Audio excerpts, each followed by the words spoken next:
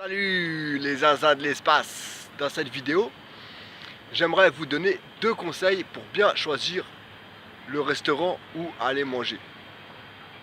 Premier conseil, choisir un restaurant qui n'a pas trop de plats à la carte. Plus un restaurant a de plats d'entrée et de dessert à la carte, moins il y a de chances que chaque plat soit frais, fait maison et que le rapport qualité-prix soit de bonne qualité.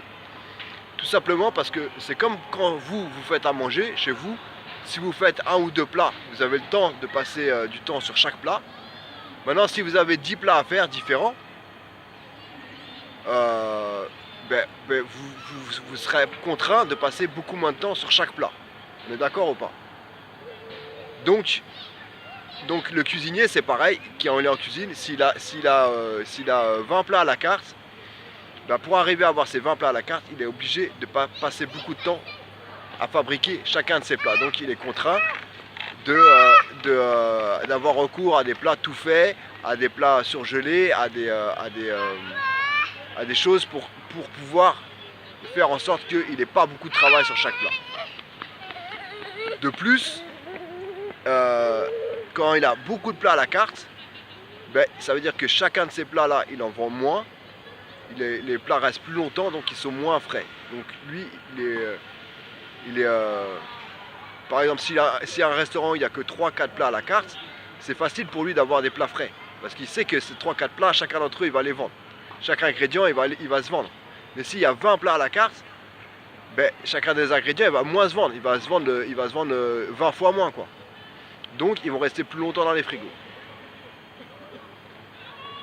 Alors qu'un restaurant où il n'y a pas beaucoup de plats à la carte, pas beaucoup d'entrées, pas beaucoup de desserts, il a les capacités, il se donne les moyens de faire des plats faits maison, des plats frais, avec des produits frais.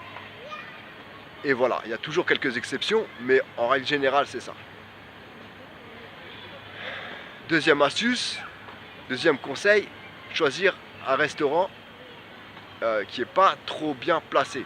C'est-à-dire si un restaurant il est bien placé dans une zone touristique, dans une zone où il y a beaucoup de passages, dans une zone où il sait que les clients ils vont venir régulièrement, enfin qu'il y aura toujours des nouveaux clients qui vont venir, il n'a pas besoin de fidéliser sa clientèle.